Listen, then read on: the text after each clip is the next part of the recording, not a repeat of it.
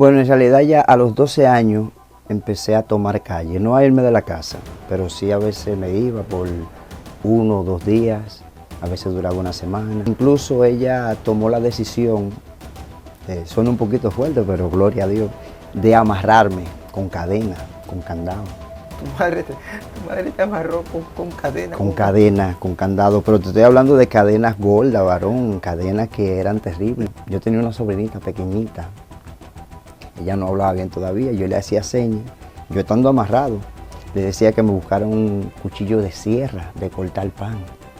Y yo sabía hacerle 2 y 3 días, ministro, a esa cadena, dándole con el cuchillo para cortarla. Y yo recuerdo, ministro, que cuando empezamos a correr en la calle, nosotros llegábamos a los sitios de bebida, a los colmadones. Y los dueños de los colmadones nos llamaban y nos daban dinero para que nos fuéramos de ahí. O sea, a ustedes le pagaban para que se fueran del entorno. Sí, porque mientras nosotros estuviéramos ahí, no, la gente se sentía amenazada. Sí. Se armó una balacera bien fuerte y yo entré para dentro del monte y yo le dije a Julio, Julio, son mucha gente, hay muchas almas, nos van a matar. Nos van a matar. Y él me dijo, no, tranquilo, quédate aquí. Y nos tiramos en el piso. Ministro, y nosotros tirados en el piso, la gente del carro entraron para el monte. Y estaban a distancia como de algunos 2 o 3 metros, parados encima de nosotros. Wow. Cuando ellos se van, el motorista sale con ellos y se va para el cuartel. El motorista pone una querella de atraco.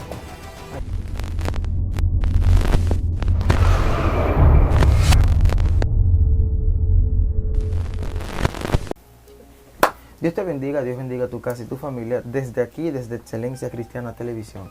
El día de hoy queremos bendecir tu vida, así que prepara tu espíritu porque vas a escuchar palabras poderosas. No estamos solos, tenemos un invitado que tiene una trayectoria, un testimonio que va a ser de bendición para tu casa y tu generación. Así que si conoces a alguien que quizás no está en buenos pasos, que quizás tú piensas que no hay esperanza y que tú sientes que hay un llamado de Dios, siente a esa persona en esta misma hora para que puedas recibir una palabra que va a transformar y a trastornar su historia. Vamos a dejar que nuestro invitado se presente a la audiencia. Dios te bendiga. Amén. Le doy primeramente gracias a Dios por la oportunidad que se me concede, luego a ustedes que abren las puertas para así poder testificar lo que es la grandeza de Dios, cuando Dios se dispone a transformar la vida de un ser humano. Mi nombre es Bernie Álvarez y estamos aquí dispuestos a proclamar lo que es la gloria de Dios en la vida de un ser humano. Amén. Poderoso. Prepárese. Como siempre decimos, abróchese los cinturones del espíritu y de la fe, porque vamos a entrar en una velocidad espiritual que el que no esté preparado fácilmente se puede quedar. Así que agárrese bien, porque quiero que nos siga. Así que, como vuelvo y le repito, siente a una persona que usted entiende que necesita una transformación, bríndele un jugo y dile, escucha palabra de Dios. Bernie, la primera pregunta que tenemos para ti es cómo fue el ambiente en que te criaron, cómo fue tu infancia. Bueno, mi infancia fue, se podría decir que un poco normal al principio. Nací en un hogar tranquilo. Mi madre ama de casa, mi padre era alguacil de la Suprema Corte de Justicia. Y mientras fue pasando el tiempo, mi padre tenía una buena posición económica y tenía la facilidad de darse ciertos placeres. Entonces él empezó a inclinarse a lo que eran mujeres, varias familias. De ahí empezó a decaer lo que es el ambiente familiar. Dios. Ya había muchas discusiones, habían muchos problemas en la casa. Y uno como pequeño al fin no tenía voz o autoridad para ser escuchado. En ocasiones yo salía a la calle y no, ¿cómo te digo? No directamente a lo que era la delincuencia ni los malos pasos, pero cuando salía a la calle buscando un apoyo, buscando a alguien que me escuchara, entonces de ahí ya empecé a desviarme a lo que era el mal camino, empecé a juntarme con personas que no eran las más adecuadas. Y entonces de ahí empieza lo que es la vida delictiva. Wow. Entonces, cuando empieza la vida delictiva, ya totalmente tu familia estaba como separada o todavía seguían junto a tu padre. En realidad, el mayor problema fue que al mi papá ser prácticamente abogado, él no paraba en la casa. Papi sabía salir el lunes y volver el viernes. O sea, tú sabes que cuando en un hogar hace falta la mano de un padre, ¿me entiendes? Sí, sí. El carácter de un padre. Entonces, ya cuando faltaba mi papá, mi mamá tomaba ese rol. Pero había ciertos inconvenientes porque mi mamá era una mujer humilde, ama de casa, pero no tenía la educación necesaria. O sea, ¿sabes? Esas personas que eran de campo, la educación que le daban o el trato que le daban, la crianza era un poco severa. Y mi madre vino con esas mismas actitudes, ¿entiendes? Entonces, cuando pasaba algo, cualquier querella, cualquier cosa, eso era increíble.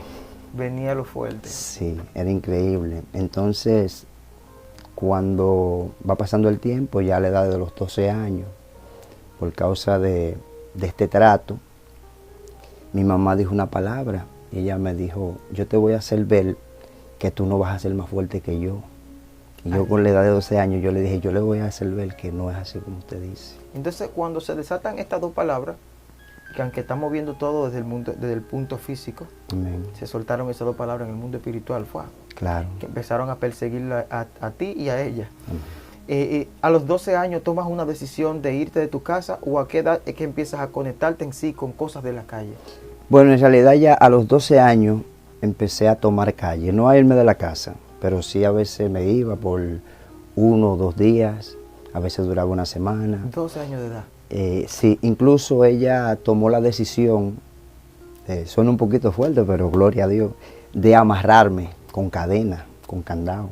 Tu madre te amarró con cadena. Con cadena, con candado, pero te estoy hablando de cadenas gordas, varón, cadenas que eran terribles. ¿Y usted seguro era flaquito? No, en realidad un cuerpo normal, pero luego de que ella tomó esta actitud, como tú dices, en el mundo espiritual ya había una guerra. De palabras. ¿Entiendes? De palabras. Entonces, el enemigo me tomó por esa área. Y yo lo que hacía era que cuando me maltrataban en la casa, yo guardaba toda esa ira para cuando salía para la calle. Y yo recuerdo que cuando ya empecé a tomar fuerza, que ya no quería ser gobernado, yo tenía una sobrinita pequeñita. Ella no hablaba bien todavía, yo le hacía señas. Yo estando amarrado, le decía que me buscara un cuchillo de sierra, de cortar pan. Y yo sabía hacerle 2 y 3 días, ministro, a esa cadena, dándole con el cuchillo para cortarla. O sea, usted empezaba a cortar la cadena 2 y 3 días y dándole. Hasta que lograba, cuando lograba ya romper, entonces miraba donde mi mamá guardaba la cartera, guardaba el dinero. Entonces, en el momento que yo podía, tomaba el dinero. Y te iba. Iba a ver Charlie, nos veíamos quizá a la semana y así. Entonces, luego de eso, ya cuando salgo para la calle, que empiezo ya a correr en el mundo, me incliné a lo que eran los cuchillos, los machetes. Me di tremendo en esa área. Y luego de que recuerdo que mi primer encuentro ya con una persona que tenía ya mayor capacidad, se llamaba Julio César Bulgo, le decían el Mocho de Jaina. Actualmente es pastor él. Y recuerdo que yo andaba con otro muchacho y andamos por el monte y él me dijo, ven acá, me llamó. El hombre era temido por todo el mundo, yo no lo conocía. Yo le dije, ¿qué tú quieres? Y el que anda conmigo me hace señas como muchacho, tú no sabes con vete suave. Bájale 10. Me dijo, ve y comprame un cigarrillo. Entonces el colmado estaba bastante lejos. Digo, ¿un qué? Pero el colmado. Me dijo, ¿qué está lejos? Entonces el pana me hace señas. Digo, no, está bien. Y fui. Cuando fui que vine allá para con el cigarrillo, hubo un lapso en el mundo espiritual. Porque el hombre Y era bien tremendo. Y luego de eso empezamos a caminar juntos. Wow. Al él ser mocho de una pierna, era bien ágil, pero era mucho. Ujú. Entonces yo tenía la facilidad de que yo tenía las dos piernas. Ay, ay, ay. Él con la imagen o el carácter que tenía, Ujú. y yo con la habilidad, éramos un boom. Dios mío. Y yo recuerdo, ministro, que cuando empezamos a correr en la calle, nosotros llegábamos a los sitios de bebida, a los colmadones. Y los dueños de los colmadones nos llamaban y nos daban dinero para que nos fuéramos de ahí. O sea, a ustedes le pagaban para que se fueran del entorno. Sí, porque mientras nosotros estuviéramos ahí, no, la gente se sentía amenazada. Porque cuando Dios. nosotros estábamos siempre, había problemas, siempre un peligro. Entonces recuerdo que incluso en uno de esos centros de bebida, cuando nos vamos de ahí, él me hace conexión con una mujer. Y yo empiezo a vivir con esa mujer. Y cuando estoy viviendo con esa mujer, ya yo casi no voy ni a mi casa. Recuerdo que un día por la mañana iba a salir de la casa y mami me dio una palabra reprensiva. Y mi hermana también dijo algo. Y yo dije, ustedes lo que tienen es que soltarme en banda. ¿En qué etapa, en qué edad te encontrabas? Ya yo tenía 14. 14 años de edad. Sí. Ya yo tenía 14. Entonces, Escuchen, padres. recuerdo que ese mismo día, cuando yo dije esa palabra, no se la dije directamente a mi mamá, se la dije a mi hermana. Porque aunque ya estaba cogiendo carácter en cuanto a lo de la delincuencia y eso, siempre respeté. Nunca estando en mi casa, le eché una mala palabra a nadie. Incluso hasta hoy, en el barrio, nunca me puse con una persona mayor de edad. ¿Me entiendes? Siempre hubo un respeto en cuanto al barrio. Y recuerdo, ministro, que cuando le digo esa palabra, me voy de la casa. Y cuando me voy de la casa, voy a la casa de la mujer, donde solía estar. Y de repente, el amigo mío, el mocho, Julio, llega en un motor y me dice, Menor, ¿tú estás armado? Yo le dije, tú al tiempo. Me dijo, pues móntate ahí. Y yo me monté porque yo hacía lo que él decía. Claro. Ministro, el hombre me dijo, móntate ahí, pero yo no sé a lo que voy. Cuando vamos en el camino, se está hablando que vamos a hacer un atraco a una banca. De repente nos paramos en un barrio, y cuando nos paramos en un barrio, él se desmonta, cruza la calle, yo veo que está hablando con otro tipo. Sí, sí. Y mientras habla con él, señala para donde nosotros estamos. Yo sentía como que había algo que no estaba bien. Sí. Mira, ¿tú sabes lo que estaba haciendo el varón, el mocho? ¿Qué estaba haciendo? El mocho estaba vendiendo el motor en el que nosotros andábamos con el dueño arriba. Y yo no lo sabía. Dios mío. Bueno, después de ahí nos fuimos en el motor con el tipo estaba vendido. O sea, se le dice vendido cuando a ti te van a hacer algún daño y tú No sabes nada. Wow. De repente nos paramos por los Alcarrizos, por Casi Preso, y nos paramos en un monte y él le dice al motorista, vamos a planear aquí cómo es que vamos a hacer el robo. Sí.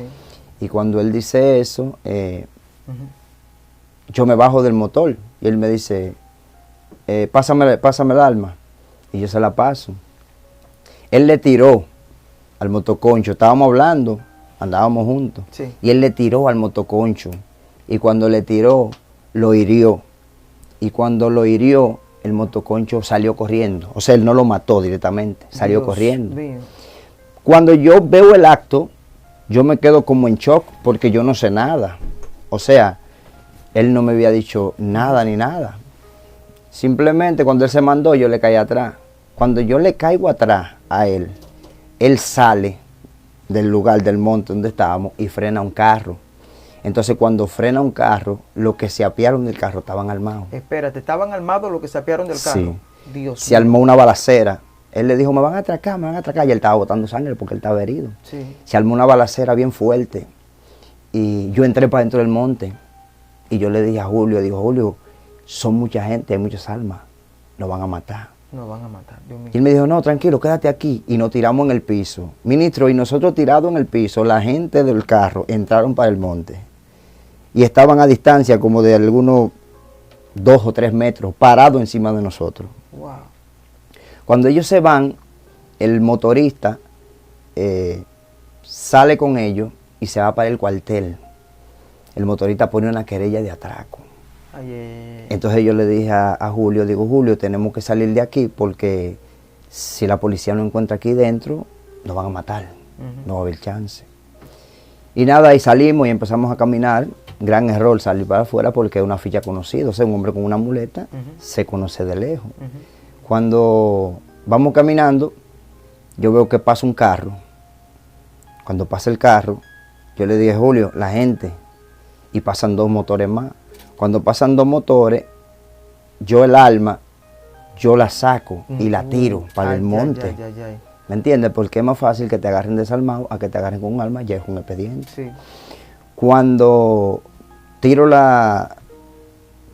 arma, que la policía frena, no hablaron. Espérate, tú estás diciendo que no hablaron porque de una vez entraron. No entraron a tiro. No entraron a tiro. Yo tenía la edad de 15, 16 años más o menos. Dios. Me dieron un tiro, me dieron 2 tiros, me partieron una pierna. Con 15 años te partieron la pierna a tiro. Me partieron la pierna, pero oye, lo más impactante es Dios. Que cuando no entran a tiro, que estamos en el suelo, ya a él también lo abalean. Cuando estamos en el suelo, los policías nos hacen una ronda y dicen, déjame darle. ¡Pum! El otro viene, déjame darle yo también. ¡Pum! O sea, nos tenían como un tiro al blanco. Ministro, y lo más impactante es que cuando nosotros estamos en el suelo, a Julio le ponen una escopeta en la cabeza y a mí una 9 milímetros. Y cuando el hombre va a jalar el gatillo, Julio dice una palabra. Yo no lo escuché, pero él dijo una palabra. Inmediatamente dijo una palabra, frenó un carro con civiles. O sea, los civiles que se apiaron del carro, por ellos no nos mataron porque la policía no puede accionar delante de civiles. No. ¿Me entiendes? Porque estaban en un monte. Y cuando él dijo esa palabra, los civiles que se apiaron del carro también se apiaron armados y le estaban diciendo a los policías que ellos también querían darnos. Cuando ya nosotros nos levantan de ahí, nos suben en una guagua y nos llevan al hospital. Ya después del hospital nos meten al Darío Contreras, al tener las piernas partidas, había que operar. Y cuando estamos en el hospital, que ya a mí me pusieron un yeso hasta aquí, yo estaba inmovilizado. Y ¿qué te digo? Tenía cierta reputación en cuanto al tigueraje, pero hay personas, y esto se lo digo a los jóvenes que me escuchan, la verdad es mala de ver. Sí. Porque hay muchas veces que usted está libre en la calle y está sano, pero cuando uno cae en la cárcel, uno verdaderamente ve la otra cara de la moneda. Una pregunta, en esa etapa de su vida, ¿usted llegó a caer, ya después lo llevan a la cárcel desde que se sana? Sí, no sano. A los 3 días. A mí me llevaron con todo y el yeso. Yo tenía que estar bebiendo antibióticos y analgésicos en la cárcel. Entonces cuando estábamos allí, que ya estamos en la cárcel, yo le pregunto a Julio, digo, Julio, ¿qué fue lo que tú dijiste cuando el policía me iba a dar? ¿Te dejó marcado? Él me dijo a mí, ¿tú sabes lo que yo dije? Yo dije, Señor, no me dejes morir fuera de tu camino. Wow. Julio era hijo de un pastor y una misionera, que incluso ella murió el año pasado, murió en Colombia predicando a Cristo. Wow, y al Julio decir esa palabra, eso me impactó. Me impactó porque yo en mi mente decía, digo, nos van a matar ya, aquí pasó todo. Pero eso para que el ser humano entienda que una cosa es la que el enemigo determina con una vida y otra cosa es el propósito de Dios en la vida de un ser humano. Hoy en día yo estoy ejerciendo el ministerio de evangelista y Julio está pastoreando una iglesia en Barahona. Dios mío, qué poderoso es esto. Pero aún viendo esta palabra de Julio, de que Señor no me permita morir fuera del camino, ¿qué tiempo duran en la cárcel ustedes? ¿Y qué pasa cuando salen de ella? ¿Su vida es cambiada o retoman la forma de vida que tenían? Bueno, en realidad yo era menor, pero ellos me pusieron el expediente como que si era mayor de edad. Entonces yo tenía una hermana afuera en España, ella mandó una abogada y la abogada me sacó con una fianza. Wow. Pero a Julio lo dejaron ahí dentro. Dios. ¿Entiendes? Entonces, luego de cierto tiempo, el tiempo sigue corriendo y yo duré un lapso de tiempo y no volví a saber más de Julio. Luego de eso, a los varios años, mi mamá y mi familia dijeron, vamos a sacarlo de la cárcel, vamos a pagar una fianza. ¿Qué tiempo duró preso? No, inmediatamente, o sea, no fue mucho tiempo, porque se pagó la fianza. Dios mío. Ellos dijeron, vamos a sacarlo, porque es muy joven, para que no le dañen el expediente, y quizás sí se arregla. Okay. Pero aquí se cumple el verso bíblico, de que de modo que si alguno está en Cristo, nueva criatura es. El único que tiene la capacidad de arreglar un ser humano se llama Cristo. Porque luego que yo salí de ahí, ya había subido de rango. Ya. ¿Me entiendes? Porque sí. Siendo un niño ya la policía me había baleado, ya había estado en balacera. Dios mío. Las cosas empezaron a cambiar, empezaron a aumentarse los problemas. Ya entonces después de ahí yo empiezo a manejar lo que es las armas de fuego. ¿Cómo llegamos al Evangelio?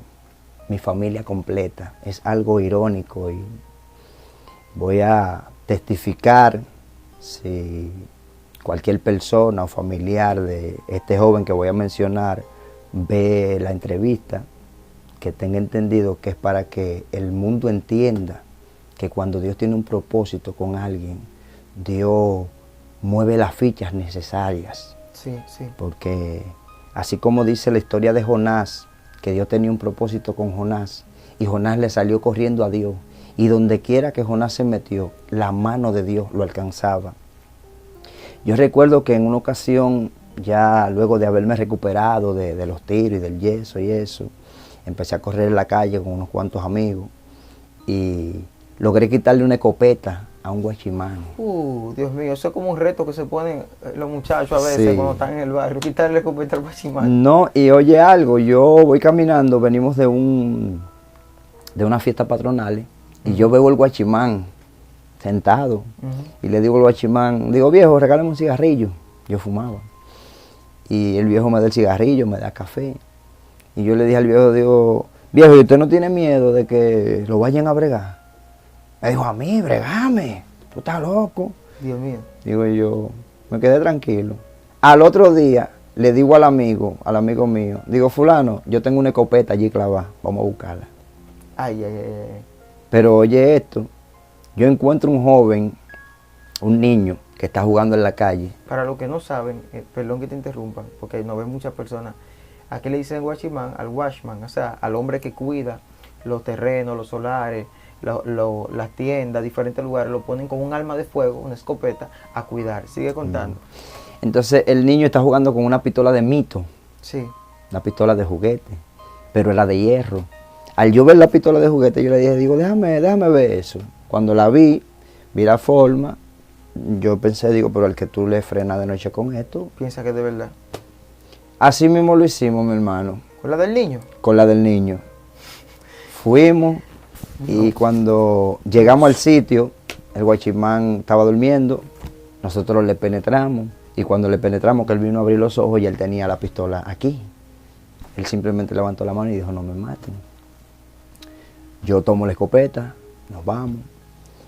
Y a los 2 días, yo recuerdo que estaba limpiando esta arma porque íbamos a hacer un robo, un atraco. Y mientras la estoy limpiando, me falta aceite para engrasar, para poder manipularla mejor. Yo le dije a uno de los muchachos del barrio, muchachos serios, el tío bregaba con barbería, yo le dije, Nicky, yo necesito que tú me consigas un poquito de aceite para engrasar un asunto. Me dijo, ¿el qué? Entonces yo lo subí para mi casa, para la segunda planta. Yo había desarmado la escopeta y ya la había armado, solamente faltaba engrasarla. Dentro de mi mente, yo le había sacado los cartuchos. Ay. Cuando él me dijo, ¿para qué? Yo le dije, para engrasar esto. La trillé y martillé el arma. Y el arma estaba cargada. El arma estaba cargada. Y en tu mente, como la habías desarmado y armado de nuevo, yo creía que no tenía cartucho. ¿Hacia qué dirección estaba el alma? Hacia el muchacho. A una distancia de que estamos tú y yo. ¿De la que abren perdigones? En cuanto a la ley física, no había manera De que él se salve. de que él se salve. Cuando yo oigo el boom, porque estamos en un cuarto como este, oigo el boom, y cuando oigo el boom, me sorprendo. Y cuando me sorprendo, digo, wow, pero lo veo normal. Wow. Lo veo normal. Digo, wow, parece como que no le dio. Dios mío. Él no se ha movido. Santo. Cuando él se movió, ministro, el aparato digestivo completo le salió del estómago. Dios mío. Te estoy hablando de los intestinos, todo dentro. Cuando yo vi esto, digo yo, wow, Dios mío, ¿qué hice? Yo inmediatamente busqué una toalla, le recogí todo y se lo amarré. Dios mío. Dijo, wow, ¿qué hiciste? ¿Me entiendes? Y ahí se le fue el habla.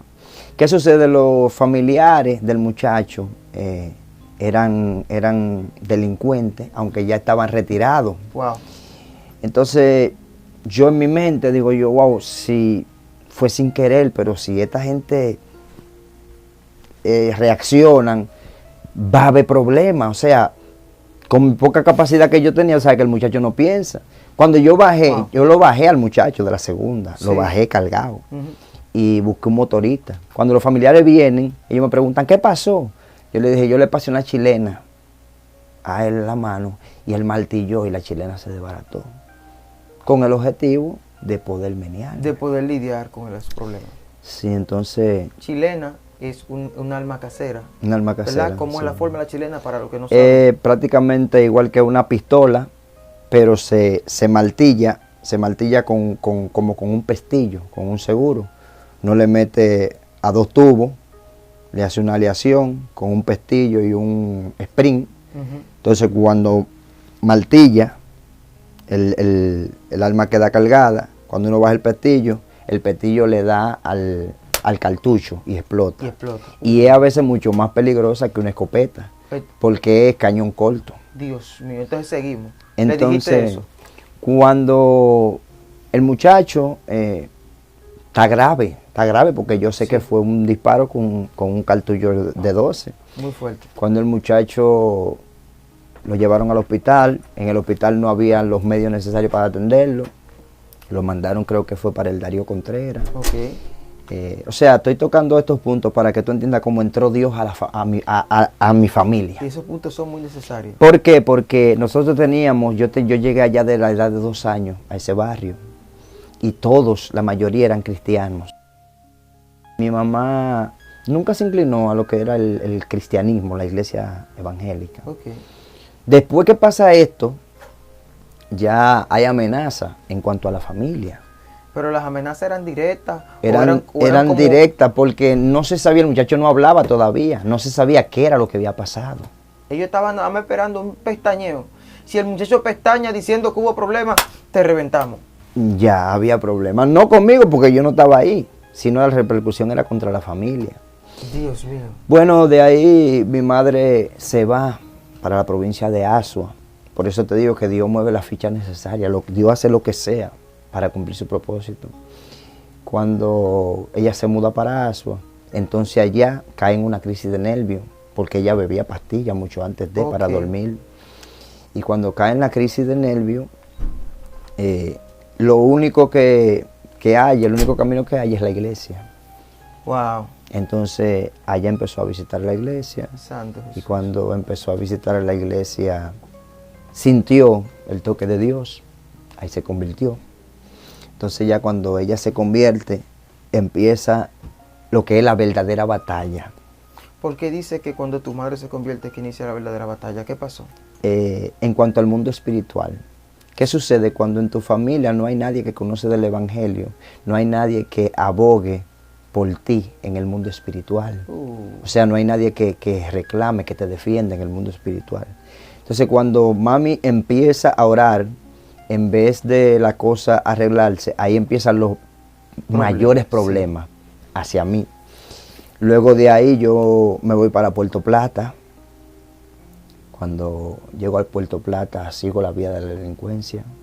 Me me inclino hacia la droga, hacia el alcohol, hacia lo que era la vida alegre, como quien dice, y la vida delictiva.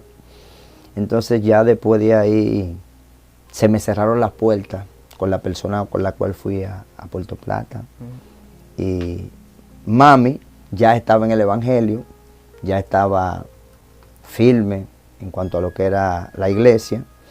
Entonces yo veía algo diferente. ¿Qué edad tenía usted en ese entonces? Ya yo tenía 17. Dios mío. Ya yo tenía 17. Wow. Bueno, luego de ahí seguimos caminando. Yo recuerdo que mi hermano estaba fuera del país. Mami empieza a orar por sus hijos, empieza a tomar propósito por sus hijos. Yo recuerdo que me vi tan profundo en la droga que tuve que ir a un programa de rehabilitación. ¿Era fuerte? Sí, yo estaba en un nivel bien profundo, porque como todo mundo, normalmente empieza con la marihuana. Te fumas un tabaco, Ese es el saludo. Sí, te sientes relax. Luego de ahí ya tú quieres algo más fuerte, te metes la cocaína. Y ya lo último es el crack. Sí. ¿Entiendes? Cuando tú caes al crack ya las cosas se desestabilizan, porque tu mente ya no está lúcida. Dios. Entonces cuando yo estoy en aquel programa, mi hermano está en Alemania, de Alemania se pasa a España, pero también tiene problemas fuertes de adicción a droga. Ay. Mi hermano lo deportan, y cuando mi hermano lo deportan de aquí, de allá de España, que llega aquí, yo estoy en el centro de rehabilitación, ya yo estoy tranquilo, tengo un año fuera de la calle. Y cuando él llega aquí, él pregunta por mí. Él tenía como 14 años que no me veía. Cuando él pregunta por mí, le dicen donde yo estoy, él dice, él no puede estar ahí. Mi papá, que sabe la historia, le dice, ese muchacho está tranquilo ahí. Déjalo ahí. No lo saque de ahí porque tú no lo conoces. No saque al si tú lo sacas de ahí, Dios mío. Lo que vas a sacar es un problema. Dios mío. El muchacho no cogió consejo. No, él quería verte, fue bloqueado. Y me sacó. Ay. Entonces, ¿qué acontece cuando él te saca de allí? Bueno, cuando él me saca de allí, él viene deportado, sin ni uno, como dicen. Y cuando viene deportado, se va a la ciudad de Higüey, de Bávaro. Él habla muchos idiomas. Él era bilingüe. Él era animador, Okay. activista. Dura 21 días en Higüey y allá se consigue una millonaria. Dios mío. Entonces aquí empieza el verdadero problema, porque tenemos un psicópata en la calle, otro empedernido con la droga, y ahora somos millonarios. Dios mío. Ahí empezó el verdadero problema. Ahí fue que empezó el verdadero problema. Sí. Y yo sé que el tiempo se está acabando y la gente quiere saber qué es lo que va a pasar, pero yo quiero preguntarte por el muchacho que quedó con un hoyo de una escopeta en el hospital. Ya se había sanado, se quedó allí. ¿Qué pasó? Bueno, sí, el muchacho ya se había sanado. Y incluso cuando mi hermano y yo somos muy parecidos. Yo te voy a enseñar una foto de él cuando terminemos. Sí, mi hermano y yo somos muy parecidos. Entonces cuando él viene de España, que viene deportado, los tiguerones que eran amigos míos, le decían, fulano, no salga a la calle, porque Bernie tuvo muchos problemas aquí, Bernie dio muchos problemas y dio mucha gente, y tú eres igualito a él. Dios mío. Entonces, nada, cuando nos juntamos, ya mami estaba firme en el Evangelio. Entonces ahí empezó lo que es la tormenta espiritual para mi madre. Millonarios y con problemas. Millonarios y con problemas, porque hay mucho dinero, ahora se está consumiendo mucha droga, ahora la gente... Era una guerra terrible. Bueno, para no alargar mucho el tema, mi mamá empieza a orar firmemente y ayunar, empieza a clamar. Mi hermano me dice que él le había hecho un pacto a Dios en España. Le dijo, Señor, si tú me permites volver en paz a mi país, yo te voy a hacer sacerdote. Él hablaba de la iglesia católica, pero en realidad él estaba haciendo un compromiso con Dios en cuanto al sacerdocio, del linaje sacerdotal del que habla la Biblia. Dios mío. Cuando él se convierte se convierte, compró un carro, compró mucha ropa. Y nosotros llegamos a gastar en un año y pico, 2 años, 4 millones de pesos. ¿En 2 años? En droga. Espera, no, espérate, muchacho. Yo estoy pensando que es en ropa. En droga. En droga. Nada más en droga. En droga. 4 millones de pesos. Mi hermano se sabía levantar por la mañana y el primer desayuno que él hacía era mandar a comprar 3,000 pesos de droga. Dios mío. Para el desayuno. O sea, esto está demasiado fuerte, señor. Escuchen, yo le dije a usted al principio del testimonio que siente a una persona joven, le brinda un juguito y un pan a una persona que usted entienda que está perdido en el mundo, en la calle, en la droga, para que escuche este testimonio. Porque alguien tiene que ser salvo a través de esto. Entonces eso era el desayuno. El desayuno. Entonces, hay un problema con la droga, que la droga, mientras tú más consumes, se te crea un monstruo dentro. Más quiere. ¿Me entiendes?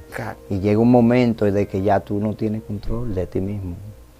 Entonces ya nosotros estábamos bien profundos en lo que era la adicción. Dios escucha la oración de mi madre, se recuerda la promesa que mi hermano le había hecho. Y mi hermano es tocado. Pero incluso mi hermano siendo tocado, él se convierte. Y cuando se convierte, él tiene un evangelio light, como dicen, ¿me entiendes? O sea, sigue vistiendo normal, sigue con su tigueraje, sigue con todo, pero tiene a Dios. Digo, un siervo bacano. ¿Me entiendes? Dios mío. Entonces, luego de ahí ya empieza a despojarse, ¿me entiendes? Dejó la gringa.